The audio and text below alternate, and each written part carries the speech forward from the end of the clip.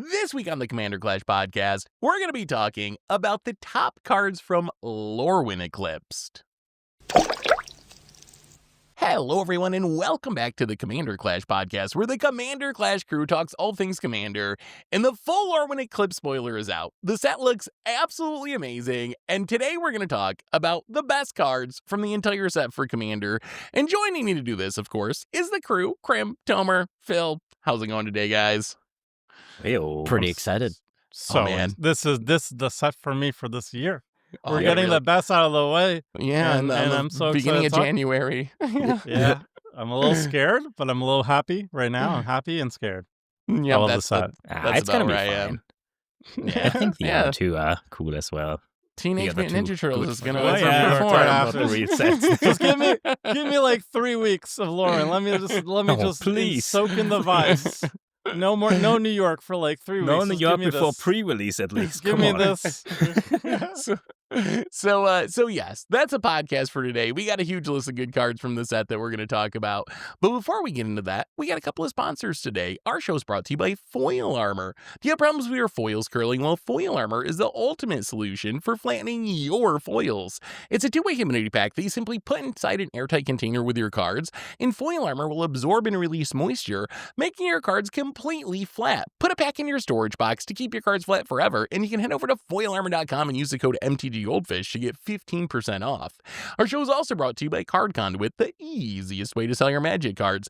If you ever get tired of the hassles of buy listing, you can skip them with Card Conduit. You can use their curated service where you send in as many cards as you want with a buy list value of $1 or more, and pay just a 5% service fee. And if you want to do a bit of work, you can use their sorted service where you list and sort your cards in advance and pay just a 2% fee. Either way, you're going to get a detailed report with the results in a fast payment once your order is processed. And you can even get another 10% off by heading over to cardconduit.com/MTGGoldfish. Card Conduit, it's the easiest way to sell your Magic cards. So thank you to our sponsors for supporting the show. And now it's time for the comment of the week. So last week, y'all talked about some Commander New Year's resolutions, and our top comment comes from @Zero Excalibur. Says, I can't wait for Seth to watch this and suddenly win with Inkshield out of spite. And I gotta say, I didn't watch this podcast, and then we recorded a Commander Clash episode, and y'all were like, everyone was playing Inkshield and talking about Inkshields, and it was all I was like, what is happening? Why is everyone all of a sudden playing Inkshields and trying to win with Inkshields? So I think I'm gonna have to go back and watch this podcast because I'm very confused at what. Don't what worry went on about it. last week. Don't worry about it. It's fine. It's not gonna Alright. happen though. Was this a get Seth with Inkshield? Was that your New Year's resolution? Are y'all just trying to No. get me? Oh my Nah. goodness! All right. All right. No. Anyway, Would we be really that specific? And Yeah, I think you might. It wasn't I think you that might. specific, but Anyway, Inkshield is not from Lorwyn Eclipsed, and we have a ton of cool cards that are from Lorwyn Eclipsed. And like usual, we're going to go around and talk about what we think are the best cards and our favorite cards. But before we start going around, I did want to mention Lorwyn Eclipsed is kind of a unique set because it's a tribal set. So a big theme of this set is creature type matters, right? You got fairies, you got elves, you got Kifkin, you got giants. You have 10 different creature types altogether, some more supported than others. And the thing I wanted to mention is there's a lot of cards in this set that I really like and I think are really good. And like Champion of the Path, I think is an insane card if you are an elemental deck. It deals damage whenever an elemental comes into play equal to its power to each opponent. Seems so good in elementals, but it probably isn't going to make our list because unless you're playing elementals, you're never going to play that card. So just because one of these creature type matters cards doesn't get mentioned today doesn't mean it's bad. It's probably still very good in its archetype. But anyway, let's talk some Lorwyn Eclipse, and let's start with Phil. Let's kick it off with you. Give us a Lorwyn Eclipse card that's good. All right, I'm gonna take. We talked about this before, and we have it on this list 3 times. So I'm just gonna say it right away. Mhm. Mutable Explorer. This was spoiled early, and I mentioned my hype about this card early, but now we can finally play with it. It is 3 mana, changelings or all creature type 1/1, and when it enters, you create a tapped Mutavault token. That is the, I think, second way to make a land token now on a creature on ETB, and that is very abusable, and that is also, there's no token limit, so you can finally get actual infinite mana, And I already play this combo. I made it short about it and stuff. If you play Springheart Nantuko at this and stuff, you can literally get infinite lands and landfall triggers and Mutavolt.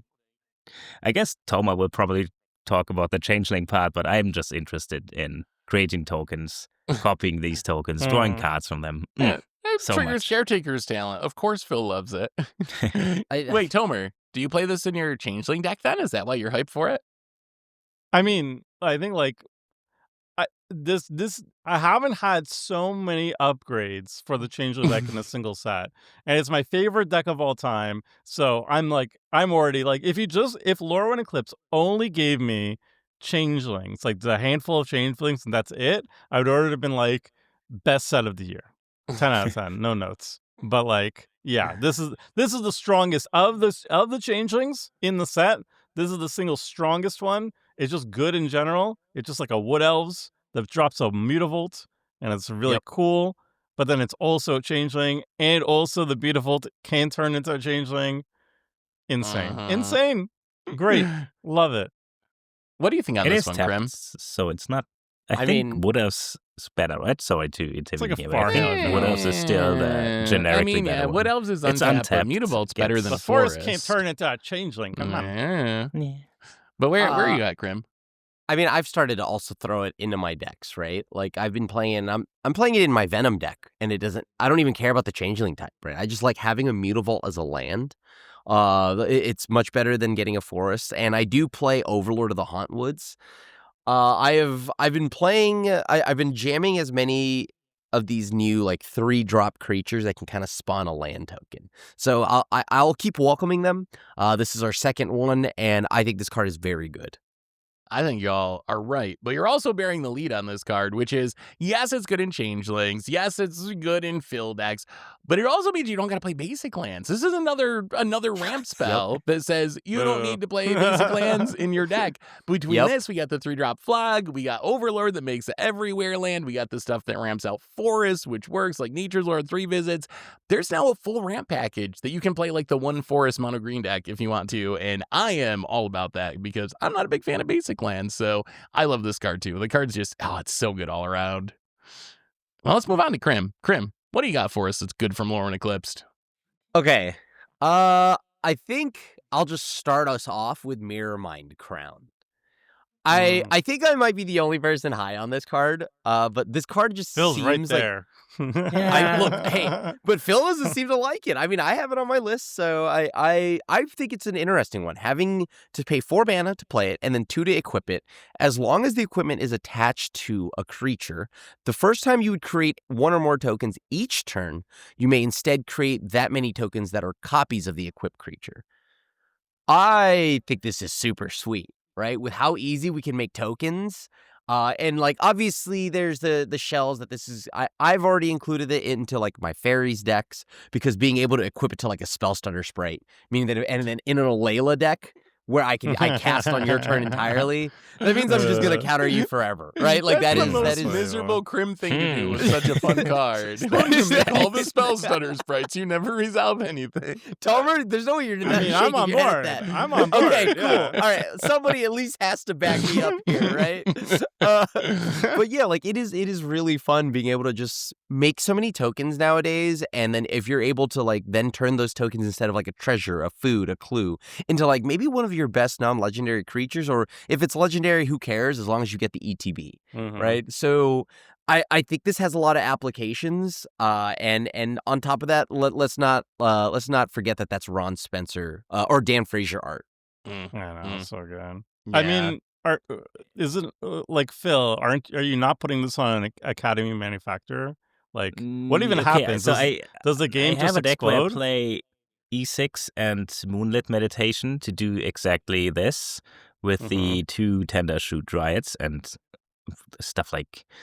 Tender Shoot Dryads are probably the best ones for this because every turn they clone themselves and then these gets whatever. 6 mana to get there though, and I feel like with Moonlit Meditation that's 3 and it's an aura that does the same. It feels like if you get away with it, it's already devastating, so you don't need they removed it, pay 2 again. So I think paying half the mana up front And if you get blown out, whatever. But this I gives don't you know. the resilience, right? Isn't that all the difference in a Yeah, but my multiplayer decks are game? crazy resilient anyways. I'm just gonna draw 10 more cards and do something else. I feel like this might be too all in on the plan, although to be fair, that's not my main plan. And I kind of just play Moonlit Meditation because it was my promo and I thought, well, now I gotta play it. Is the effect too clunky? Maybe I'm not playing it in the right decks. So far, every time I played it, it was crazy, but I got away with it. And I think I'd rather pay half and risk it. Although this card, maybe I would just try it. I think here's the big upside that we didn't really talk about, which is it's colorless. I think like Moonlight Yes. Oh, yeah. Meditation is better if you're blue, right? It's just a cheaper version of the fact, it's not repeatable. If I'm in a blue deck, I'd play Moonlight Meditation over Mirror Mind Crown, but you can't play Moonlight Meditation in like Krenko or something that just makes so many tokens or Annabelle I think you're or right. Lathril. Yep. So there's like some of these commanders that are really good at making tokens that just are the wrong colors for Moonlight Meditation. And that's where I'm most excited about this card, where if you have a commander that's just really good at pooping out a bunch of tokens, this card's going to do some ridiculous things. Yep. It also might you be are better definitely in right. just Yep. artifact decks because it's an artifact, so it'll be easier to search up when you want to do these things. And a lot of artifact decks have cost reductions to casting artifacts. Like there's like a 3-drop 3/2 creature that just says like artifact spells cost 1 less. There's Joyrus Familiar, historic spells cost 1 less. So like if you're just like super heavy on artifacts, this might just be better in that regard too. Yeah. And artifacts again, flip out Cloud. tokens, right? Like that's their thing. I know you're talking about Moonlight Meditation, but like even then, that being a one-off aura, this is just gonna stay even if you remove my creature. If your commander Yeah. makes tokens, So- I totally agree there. That's If true. your plan is attach this to my commander, the resilience is definitely, for me, the Moonlit Meditation is just like a little fun gimmick to do in this deck. But I think if you play, in Krenko, I didn't even think about this, but Oh, you just Krenko. win if you Krenko. clone something. Wait, Krenko, but it's that many no, Wait, it's not Krenko, good and with you put Krenko. this. You need But it you would put be this on a legendary. Lord and then tap Krenko. Oh. No, you don't put it Yeah. on Krenko. You tap Yeah. Krenko Put it to on make a like Lord. a ton of tokens a at once. ton of Yeah. Goblin Kings. Goblin, Yeah. whatever the ones that give like Mm. +1/+1 and such. Ooh, Goblin Ringleader. You Oh, draw so many Muxus. Yeah. cards. Oh, my Mm. Or Mux, Spell oh my Stutter God, Sprite. Muxus, you My put God. Yeah, I think the in card is Spell Stutter sick. Yeah, Sprite. I gotta say. I think the spell stutter is just funny. It is funny and very crib. Well, let's move on to Tomer. Tomer, what do you got for your first card? Okay, this one might be a little bit of a curveball, but I am so enamored with it, and I think it's actually very strong. This is Oft-Nabbed Goat. It's a 2-mana black 0/5 goat creature. You could pay 1 mana, pay 1 generic mana, draw a card, gain control of this creature, and put a -1/-1 counter on it. Only your opponents may activate this ability, and only as a sorcery. When this creature dies, if it had 1 or more -1/-1 counters on it, its owner draws that many cards, and each other player loses that much life. So this is just like peak Commander vibes for me. This is what I love about Commander. It's a made for multiplayer card because it's in one of the precons. It's a Jund -1/-1 kind of precon. You drop this on the board for 2 mana. Then your opponents are obviously going to want to draw cards, right? What's better to do? So they're going to be paying the 1. They're going to be stealing it, drawing a card. You can steal it back if you want to, but you could just let your opponents have fun with it. I would bet in like 1 turn cycle, this goat dies. And when it dies, you, the owner of it, draw 5 cards and drain ping everybody for 5. And that was a 2-mana investment. It's hilarious. And then, yes, if you have like -1/-1 counter synergies and stuff, this really pops off. There's a new Reaper King that, like, if a creature your opponents control die with a -1/-1 counter on it, it comes back to your side of the battlefield. You gain control of it. So that's hilarious with the goats. But like, I think you could just like, if you're in a random black deck, you just put this goat in your deck. And you'll just think of it as like a 2 mana. I'm going to draw X amount of cards and ping my opponents, and I could draw more cards off it too. And Interesting. It's a goat. I want to see this play out. So if nobody does anything and you I mean, obviously with People are synergies, gonna if you can press put them play it. counters on there. But Yeah. you just have a 0-5 if nobody takes the bait. It's probably I don't know. It looks I'm on the I interesting. think nobody's gonna take the I'm on bait. the well. I Here's don't know. my issue. It Someone will costs take the bet mana. because I'll take the bait. Like I will definitely be paying to draw a card with this. But my concern is only your opponents can activate it, and you can only do it as a sorcery. So I think it's going to be kind of slow. Like you play this, someone else has to wait to their turn to activate it. Once they activate it, they get it, and then they can't activate it because now they're the person who controls it. So then you got to wait till someone else's turn and hope they activate it. So I do think it'll probably end up drawing you 5 cards, right? But it's going to draw you 5 cards over the course of like, I don't know. It's going to take several turns probably to get there. Am I misreading this card? Wait, will you? Because so it's sorcery speed, but like your opponents can do it. So like let's say I play it. Then at sorcery speed, you can still just take it, right? On my turn? No? Oh, can I do it? I Because read it as only opponents can do this, right? okay. Draw a card. Yes, Oh, only no, your they have opponent's to wait until their creature. turn. They have to wait until their turn. Yes. Okay. Yeah. They have to wait until, but then, okay, so I play it, and then the next person, I pass it to Seth, and then Seth can steal it. I can pay But- one and take it during my turn, and then And you during will. Krim's turn, he can pay one and Yeah. take it, or Phil's Yes. turn, he Wait, can pay wait. one and take it. Yeah. Now you I pay the think that's one. how I mean, it'll you draw a probably play card. out. Yeah, I mean, I think people will like pay one, draw a card is good value, so I think you will eventually draw 5 out of it. The other thing is, in a blight deck, this card's wild, Oh, right? Because then you don't yes. even have to like give it away. You can just like put 5 counters on it, draw 5 cards, and that's what your Yeah. deck wanted to be doing anyway. So I think worst case that, but it's just like so fun. It's kind of like Humble Defectory, but I like that Mhm. it benefits its controller in theory the most in the long run. When Humble Defector doesn't always do that. I think I'm just gonna try jamming it in decks, and Yeah. even outside of Blight, and just see if it's any good, because it's funny. It's gonna be It fun. just seems like and a funny. fun mini game, Yeah. right? It's a funny little mini game. That's a cool card. Well, let's move on, and I'm going to start with the boringest card, but I gotta get your guys' opinion on this because this is the freak out card, and this is a card. If we're talking about the top cards from Lorwyn Eclipsed, I think most Commander players would name this card just based on what I've seen on social media, and it's a new red 2-drop in Hexing Squelcher. So Hexing Squelcher, it's a 2-mana 2/2. It's a Goblin Sorcerer. It says it can't be countered. Your other spells can't be countered. It has Ward 2. Other creatures you control have Ward 2. And as soon as this card was spoiled, there was the great CDH freak out. So many people were like, you shouldn't have printed this card. It's busted. It's going to ruin the format. I'm curious what you guys think of this card. So I think for the kind of commander that we play, like relatively high-powered casual. So I'm not talking about CDH. I don't know. Maybe it does break CDH for all I know. But for what we play, I think it's good in a goblin deck for sure. Like making your stuff uncounterable is nice. I would think about it in like a combo deck, I guess, if I'm just trying to resolve like some really important thing. I can do the like Grand Abolisher trick or Voice of Victory trick where you drop this and then try to play your big thing and force it through. But I don't really know if this card is like that. I don't know. Would you spend $50 on this card to play it at our power level? Because I'm kind of thinking this card might be a little bit overrated, even though I do think it's good in those homes. But what do you guys think of Hexing Squelcher? I just want to That's clarify all- this. It's just Ward pay 2 life. You don't have to pay 2 mana. You Right, just have to 2 pay life. 2 Yeah, life. you say 2 Yes, life. it's 2 life. Maybe I So- misspoke there. It's life. Yeah. It's a bad If word. it were Ward pay 2, Yeah, well, it Ward might 2 have pay actually 2, been I'd be a better. little bit that would be concerned. insane, This yeah. this card is a very cool $50 bear. It's a 2/2 vanilla bear in casual commander, right? Like maybe you Yeah. hose the crims of the world where they're like, haha, I brought my 10 counterspell deck.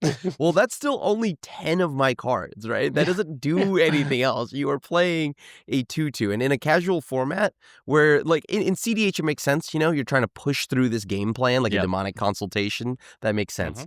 But like in casual, dude, I'm just happy to like I'm just happy to be here. So I am not pushing any one game plan through, right? So I think this kind of doesn't really do much for me, and it's really just all the hype for the CDH and like maybe whatever other Legacy or like vintage or something. vintage yeah. formats. Yeah. You gotta help me. Is it the fact that it can't get countered? That's the problem. And it's not Yeah. it's not all players' spells. It's only your opponents. Yeah, because they had Spider-Punk Yeah. that, like, kinda did the same thing, but it was symmetrical. This time, it only does it for you. So, essentially, Oh yeah, sorry. Okay. You can't if be you want to countered. combo off, you can play this and they can't counter it, and then you can play your combo pieces and they can't counter it, essentially. So I got a list here. There's a bunch of cards that do this. I guess for I think we're talking about CDH here, right? Otherwise, it's just Yeah, voice mostly. of whatever. Allosaurus Shepherd can't be countered, and Green spells can be countered for 1 mana. That is a good one. If you're Is a green. good one. And then, Destiny Spinner makes I mean, creatures and none of enchantments, but it these- can be countered. Frenzied Baloth, if it's only creatures, I guess, that you can it's make incomparable. It uncounterable. is the best. Like Allosaurus Shepherd, for example, it's like, well, it's only your green spells. only green, and you also have yeah. to be playing green.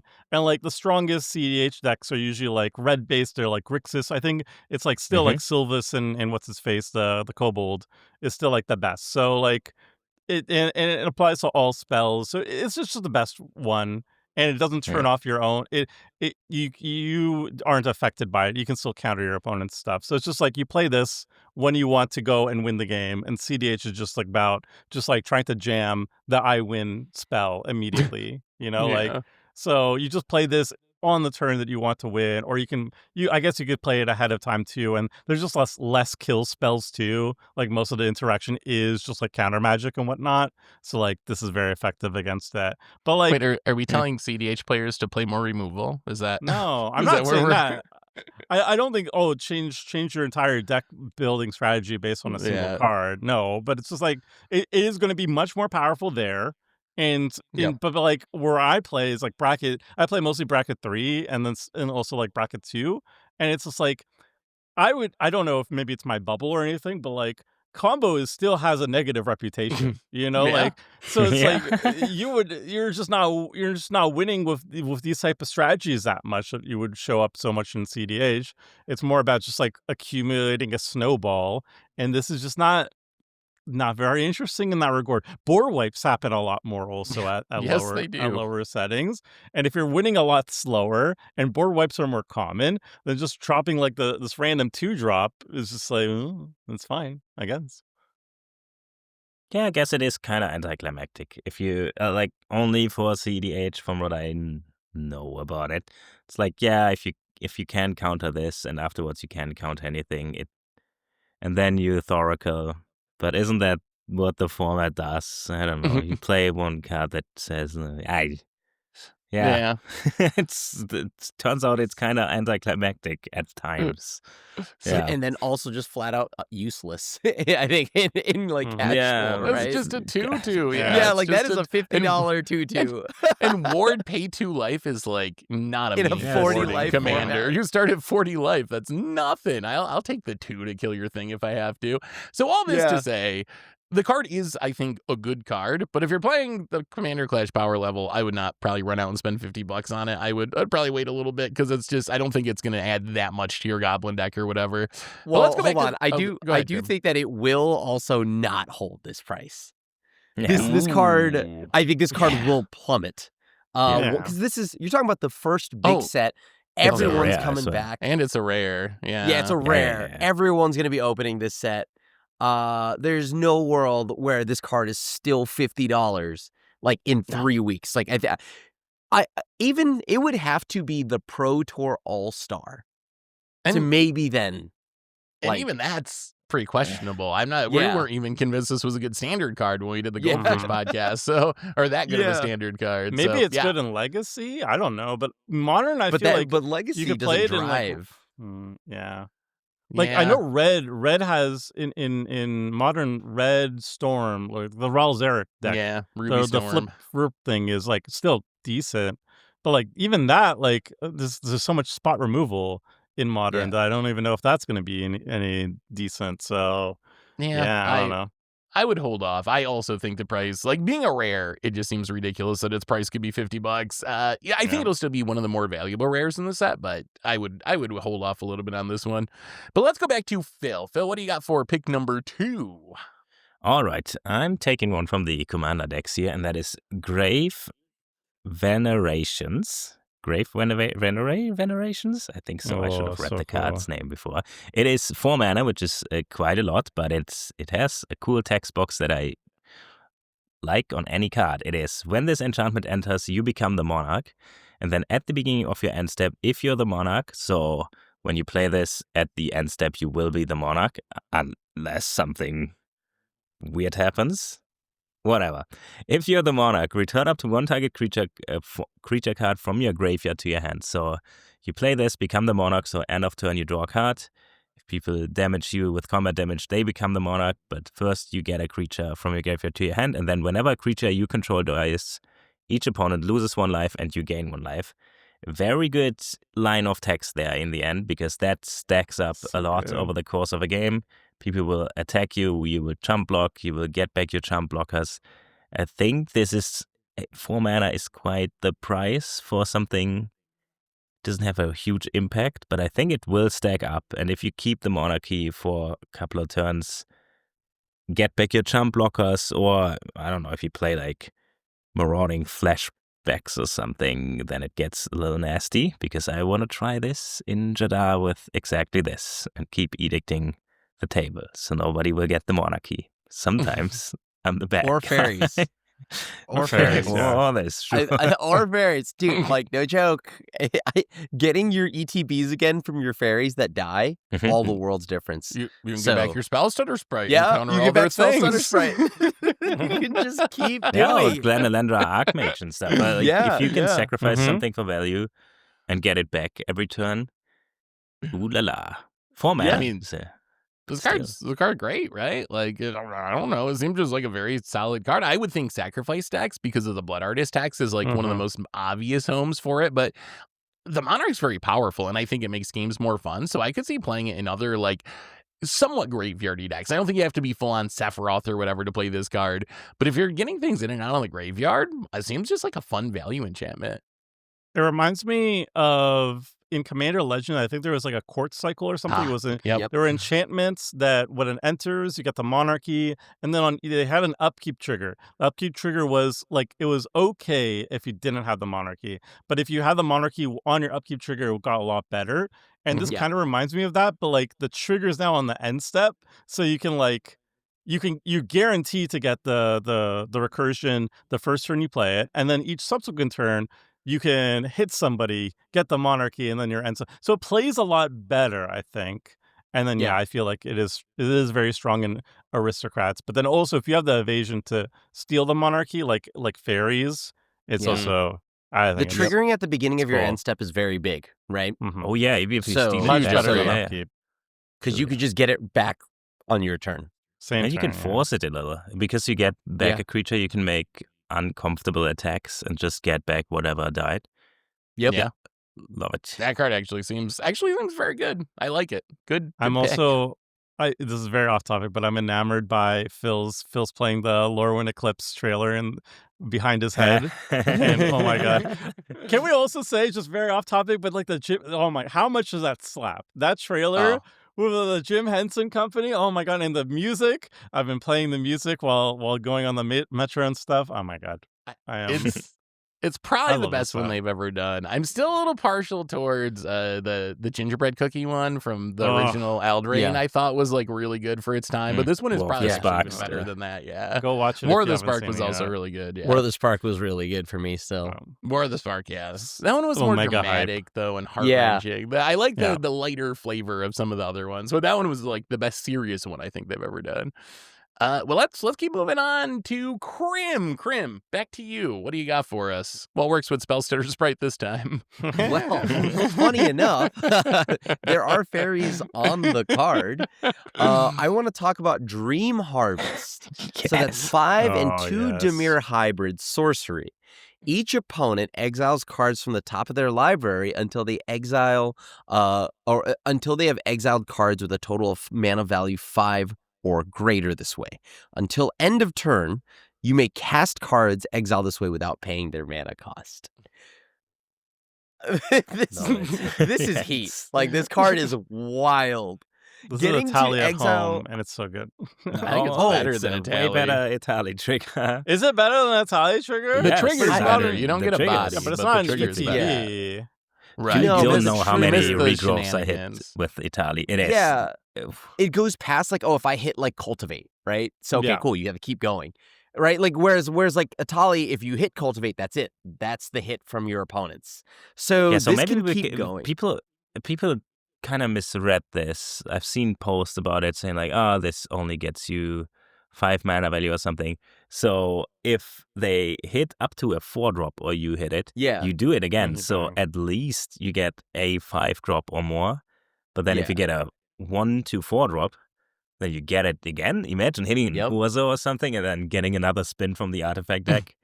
Oh Yep. man. You Kind of just keep sucks the that it's fun hard to going. resolve on spell table especially. So not sure how. Yeah. Well, actually, no, I'm not is gonna play is it as much as really? I want. It's I guess not- It's spells not are as because easy it's to not like design. it's kind of like pretty. You At least reveal it's it a off the one top. shot. It is a Yeah. one-shot mostly. unless There you are worse recur cards it. in the set for spell table. I'm One of sure them there's I one love. card that Yeah. is way worse. One of than them I this, love yeah. so much. But Yeah. yeah, like I think this sorcery is just so strong, and then getting to play it there up until the end of the turn. Oh man, this is just a haymaker. This is another 7 mana sorcery that I am just in love with. This Breach the Multiverse, yo, they're Yeah. packing them. You know, they're bringing those sweet 7 mana sorceries that I love playing. And on top of that, the artwork is just beautiful. Seeing all the fairies kind of just like swarming the target there in the art. So Dream I am Harvest all also about this very card. cool name. Super. Yeah, Yeah, Dream evocative. Harvest is a good name. I mean, this card's very good. I think if they do change the hybrid rule, then this card becomes even better because I think the only thing that's like slightly holding it back is being in 2 colors. Because I think you would play this in mono blue, you played in mono black. I think of it a lot like known think Dimir Italians- hater, Seth. I can't believe you would say this to me. Its Italian- biggest drawback is that it's in Dimir. There's drawbacks on its multicolor. It's just 2 How dare colors. It's 2 multicolors colors. Yeah, be that's- special in special decks. I don't know. Well, but like it kind of reminds me a little of Flotsam and Jetsam. I guess Yeah. that's 3 colors, but that card's like super busted, but you don't see it that much just because of the color identity.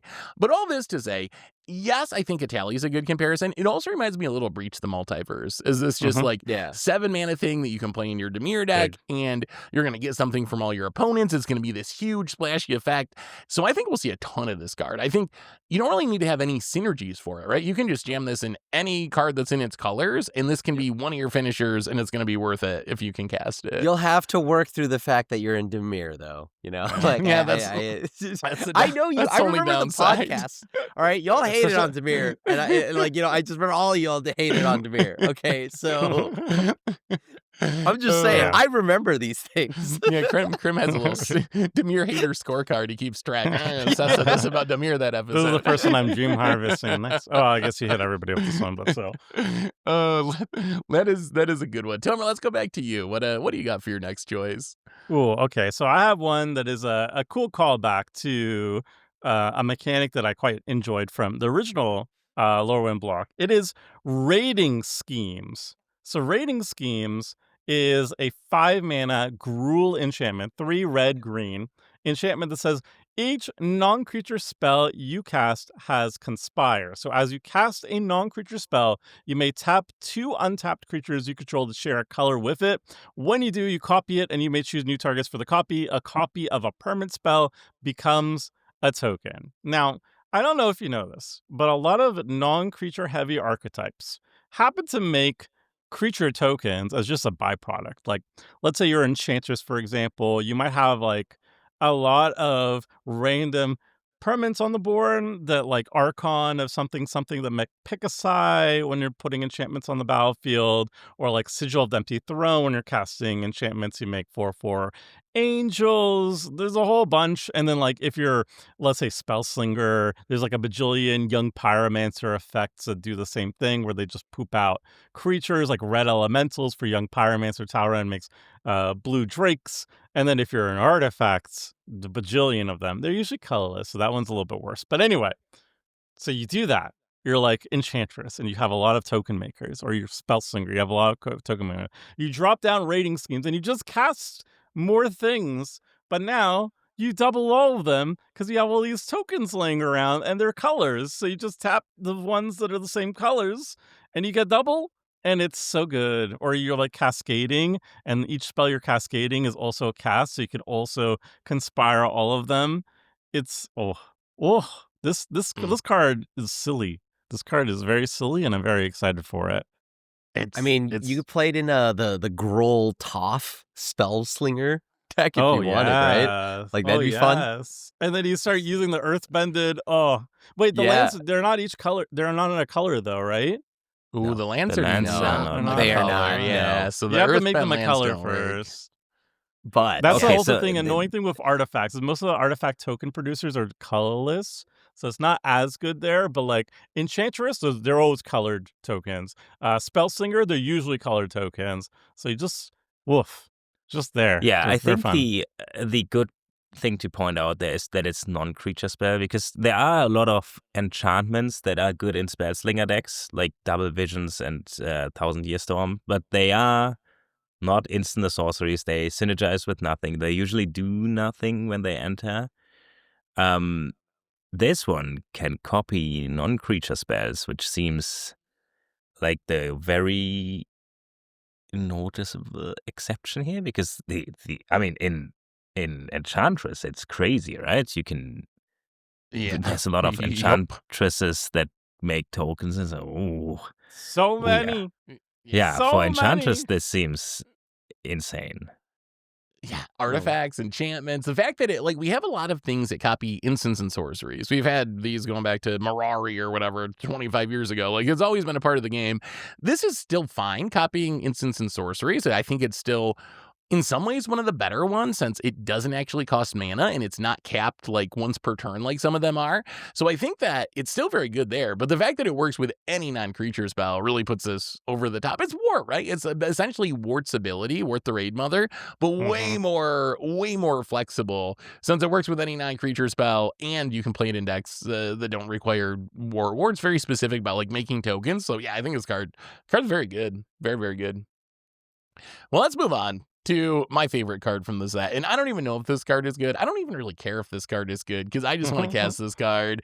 And that card is Mirror Form. And Mirror Form is just such a ridiculously cool design. 6 mana instant in blue. Has very cool art. It says each non-land permanent you control becomes a copy of target non-aura permanent.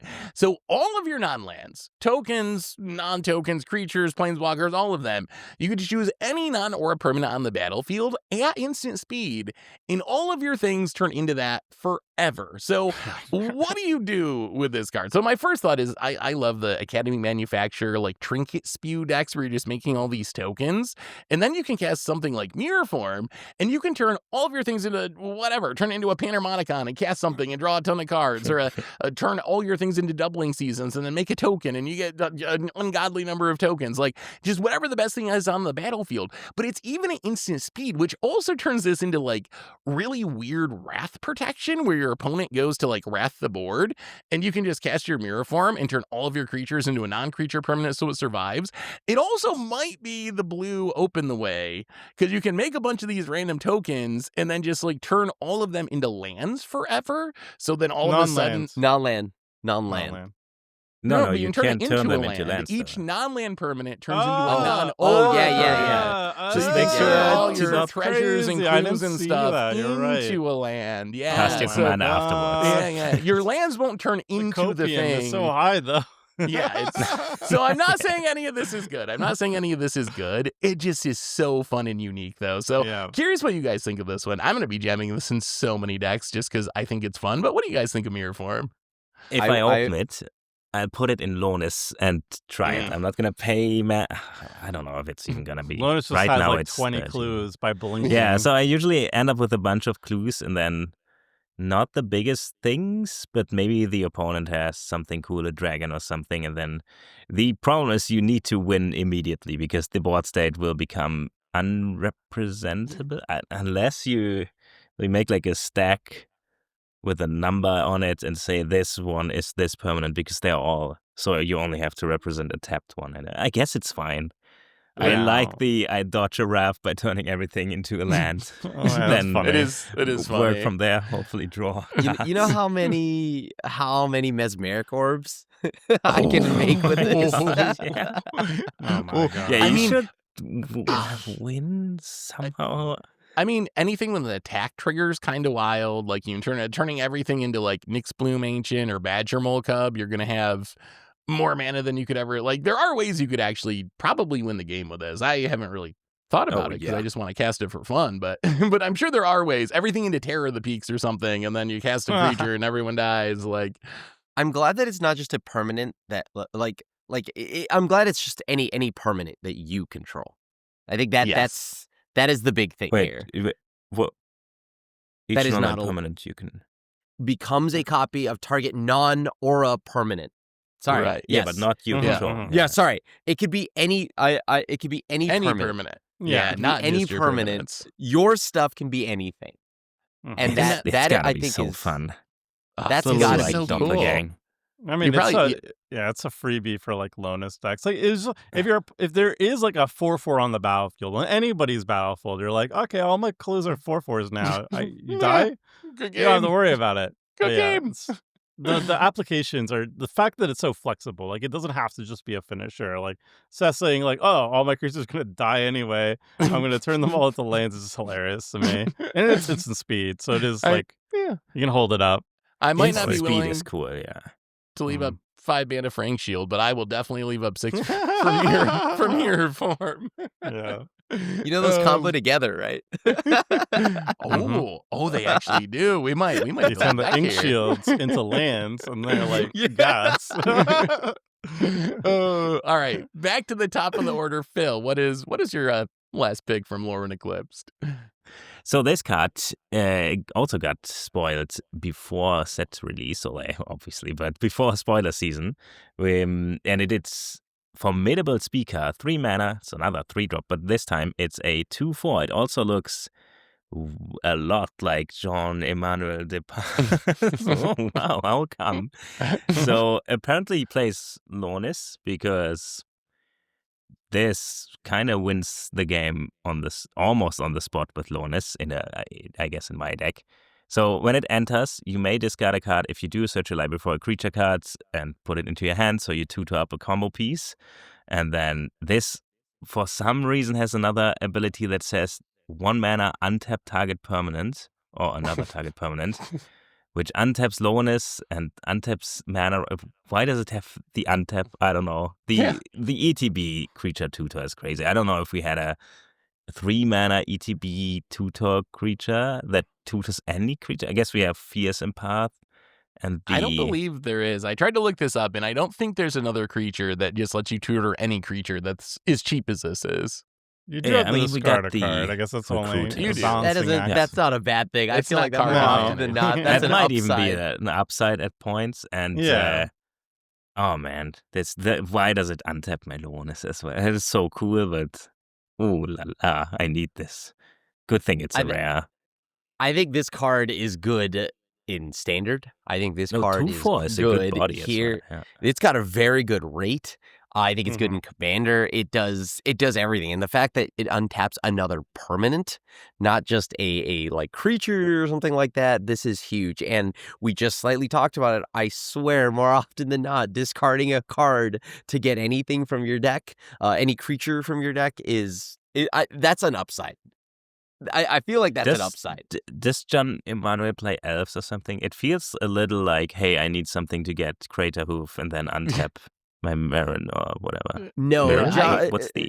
Jean-Emmanuel Deprat plays the best deck. and like What? Okay. What did he win with? Do you remember what he won Worlds with that year? I'm trying to think if this card connected to the deck he was Wait, was playing at the that- time or not. Was that Tron versus?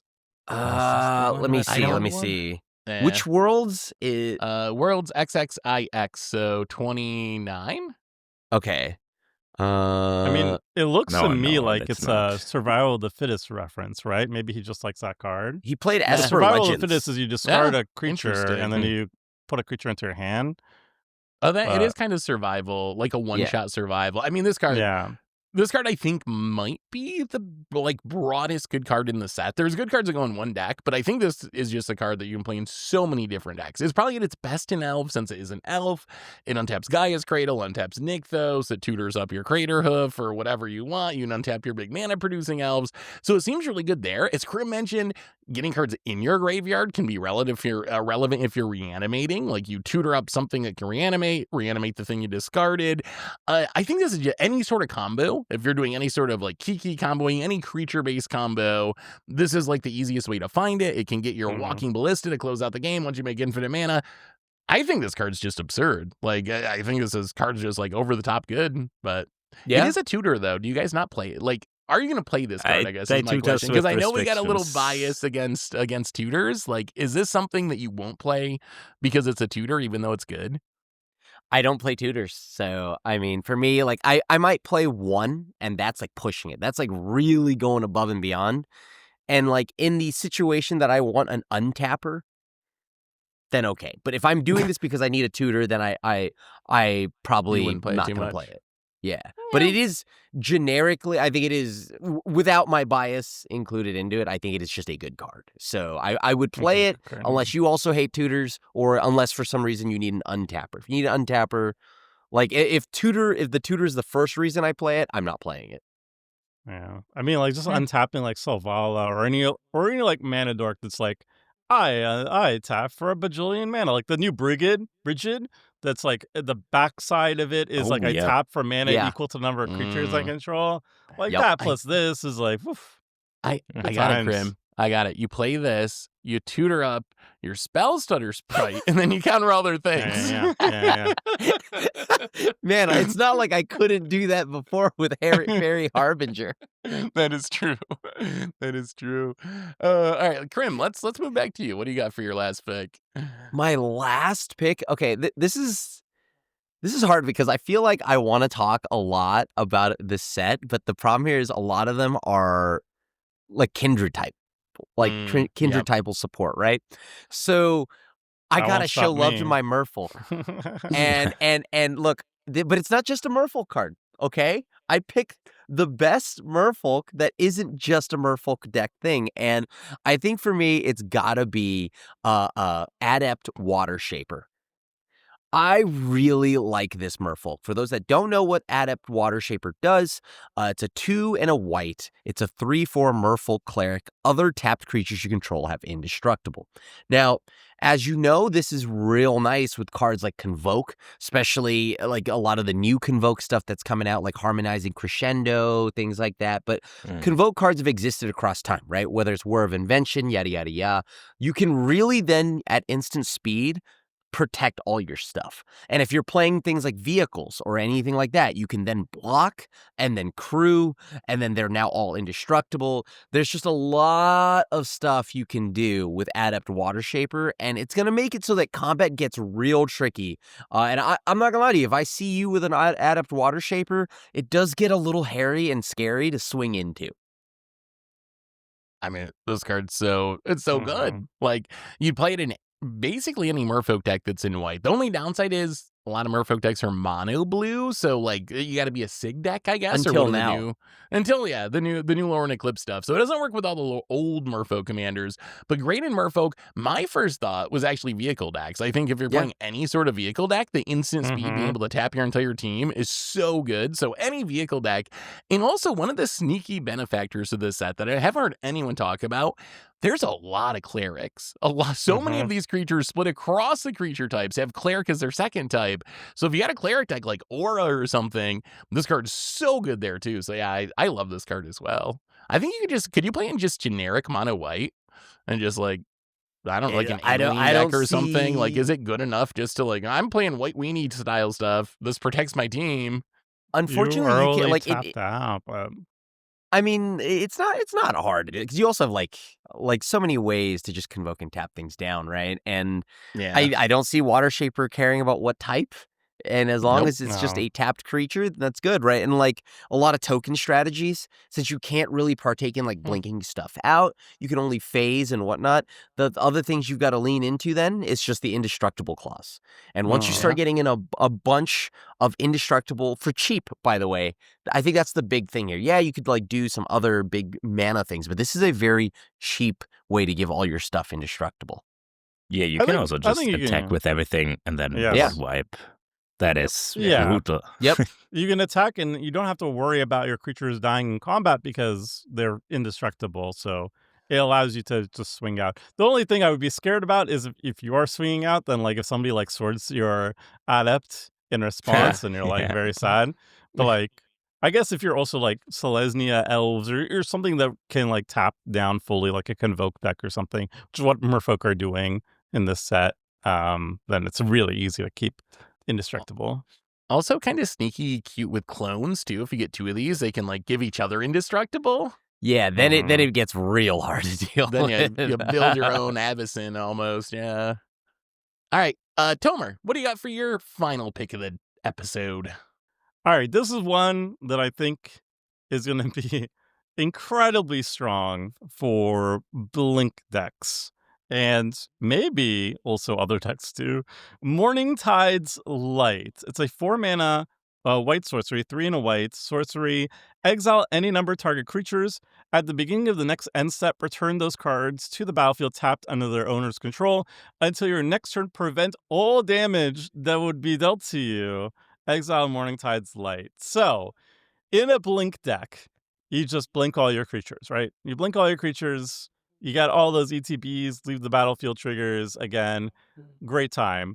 But like, look at the fog effect here. Until your next turn, prevent all damage that would be dealt to you. We know the One Ring. We know the One Ring's effect. We know Teferi's protection effect. We know what happens when we cast this spell. Yes, it's a sorcerer, so like, oh no, I have to wait and I don't know if my opponents will attack me. When you cast this, you're casting this, you know that people want to attack you. And what this actually does is it kind of reads, instead of you don't take damage, it's like your opponents will take damage instead.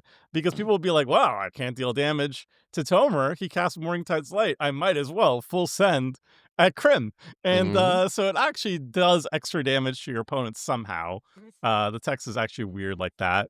It also can remove potential blockers from your opponents too. So if you're not blinking, but you rather want to swing out, you can just like exile your opponent's blockers. They'll enter tapped too, so your opponents can also get in on the fun action too. And why would they why not swing at that person who has now tapped down creatures? Because they can't hit you. You can't take damage. So I think this card just like plays very, very well, better than it looks.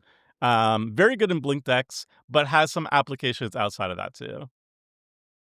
I do Yeah, like I that don't it's know. exile any number of target creatures. Yeah. That yeah, is- that's the including- that part's interesting nice. part. That part's Yeah. nice. All tokens I'm gone. glad it's sorcery, because if this was instant speed, it'd be like, oh my god.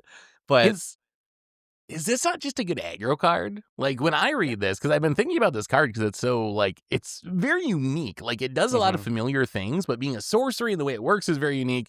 When I read it, I think like, yeah, you can blink out your own team for value, not take damage, let your opponents smash into each other, kind of like main phasing it to Fairy's protection almost. So I just cast this, I'm gonna nope out, you guys fight each other.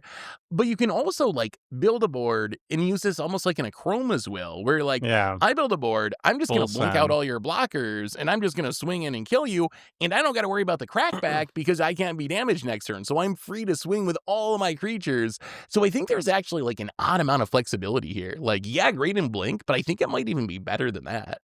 I've never heard Seth be aggressive like this before. I know. This is so Someone weird. else In will this- do this. I not me, thought not you'd me. be like Hypothetical Monicon and land. everything, and I have to be the one. But basically, you can also attack with that stuff. No, you were like I don't the know one what's pointing happening. out. Yeah. Whoa, I'm afraid. But yeah, this card's great. It's very interesting.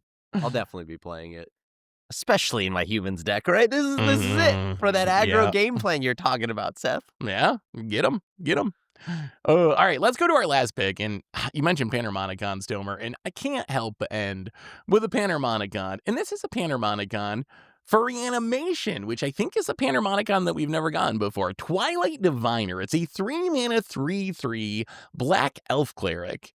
When it enters, you surveil 2. Sure, whatever, low graveyard value. The big ability, though, is whenever one or more other creatures you control enter, if they enter or were cast from a graveyard, create a token that's a copy of one of them.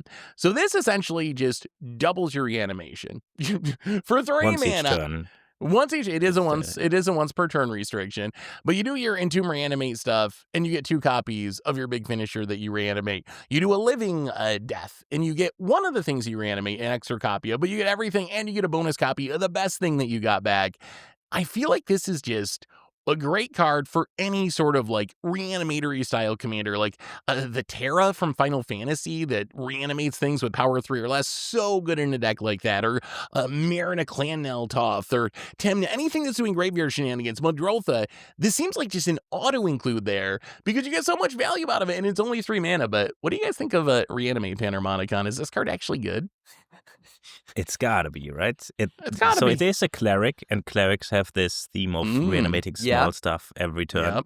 So I think it's better. Like if you Entomb reanimate something big, it should be enough. That's so but silly. Win more, Yeah. Phil. Win more with me. Yeah, all I don't know fine. if you want to play a 3-drop before this because Entomb reanimate is 2 mana. But I think for decks that get like incremental little. There was another one. There's a lot of commanders now that say, like, I reanimate a 2-drop every turn or something. Mhm. And then you get little grave crawlers and stuff out of that. Wait, grave crawler? That Yeah. doubles. Oh, yeah. Okay. Yeah, Grave stuff Crawler like this. doubles. I They think get this 2 of one, them. it is just, it's gotta be good, right? It feels so cool. There's- And we have not seen this before. So it also works really well with like persist, right? Like because you don't have to like literally Ooh, reanimate. yeah. You can just have Yep. like something die and come back with like unearth or persist. So like there's that new Orzhov another really great card, but it's a new transform Orzhov card that's on the god? backside. It gives all the god. It gives on the Irdu. backside. It gives all your things. Urdu. It gives all your Irdu, creatures. Irdu. Yeah, it gives them persist. So like imagine you're playing like a aristocrats deck with Urdu or Irdu, and you sacrifice something on your turn, it comes back with persist, you get a token copy of it. The next turn or your opponent's turn, you still have your sacrifice out, like a Viserys or whatever. You sacrifice another creature, it comes back, you get another copy. It's like, oh, blah, blah, blah, so good. The value. Endless value engine. This Yeah, it card does work is once insane. each turn. So you can do it on your opponent's turn as well if you have something entering during your opponent's turn. Yeah. I mean, the card just seems great in graveyard decks. I like Yeah. it. And I like my Panharmonicons. So anyway, I think those are our top cards from Lorwyn Eclipsed. There's so many more. We could have done 2 podcasts on this. We had very long lists this time around because the set's so awesome. But let us know what your favorite cards from the set are. What are you hyped to play with? And we'll get to see some of these cards very soon on Commander Clash. So keep an eye out for that as well. Anyway, thanks for watching, everyone. I hope you all enjoyed it. And we'll be back next week to talk some more Commanders. So until then, have a spectacular week. And this is a crew signing out.